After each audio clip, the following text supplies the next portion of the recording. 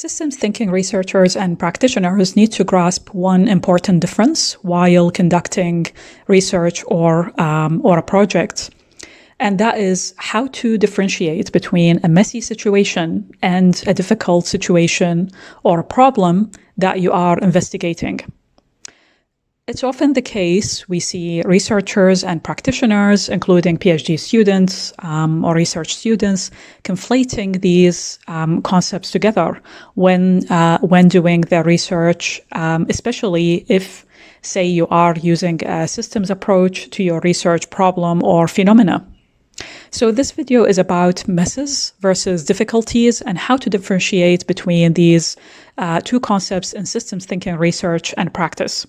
So I'll show you why this is crucial to grasp and understand using an excellent book chapter by Reynolds and Holwell called Introducing Systems Approaches, which was published in a book called Systems Approaches to Managing Change, a Practical Guide, which was published in 2010. And I've included the DOI details for you to have a look.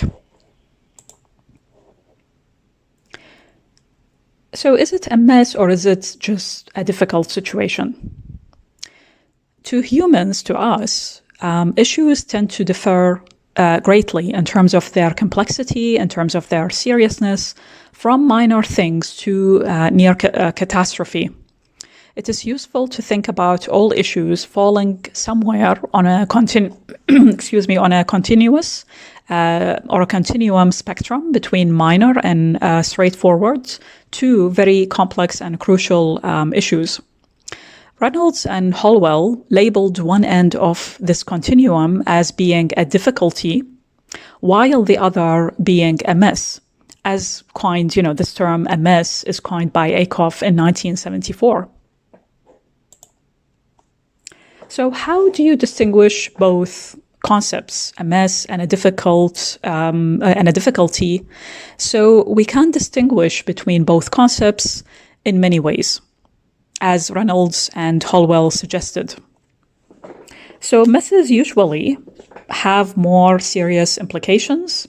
More people are likely to be involved. They include many interlocking aspects and may appear in different guises.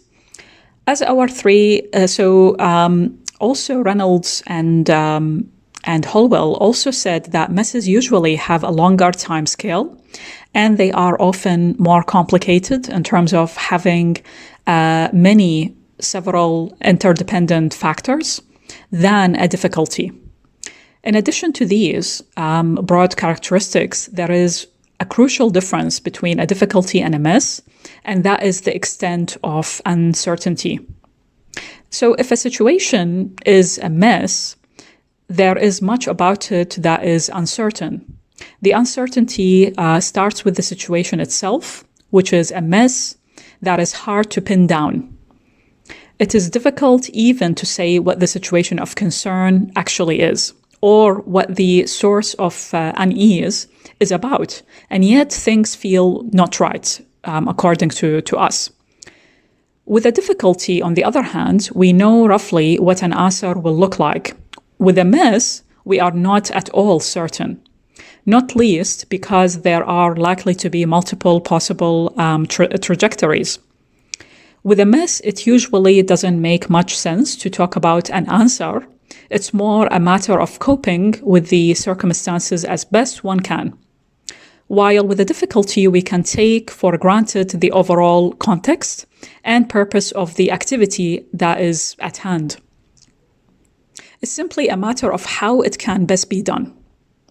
But a mess calls into question our priorities and our assumptions, and raises questions about how much weight to give to different elements and perceptions or viewpoints.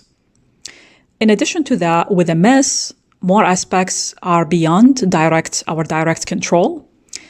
So in short, to sum up what Reynolds and Holwell listed just now, which I also listed on this slide, MS includes several different and changing viewpoints and consequential actions which tend to lead to uncertainty.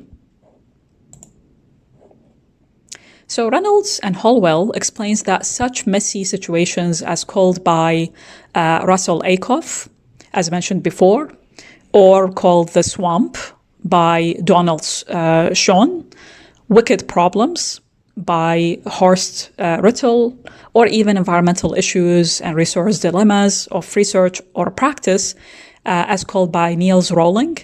These can be, any of these, all of them are considered messes, wicked problems, situations, issues. All of these, Reynolds and Holwell explained, can be dealt with using systems approaches.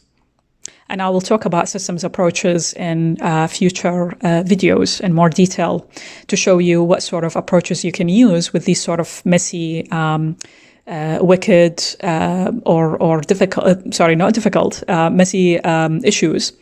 And hopefully this video gave you an idea about how to differentiate between messy versus difficult situations and issues in research and in practice using Reynolds and Holwell explanation.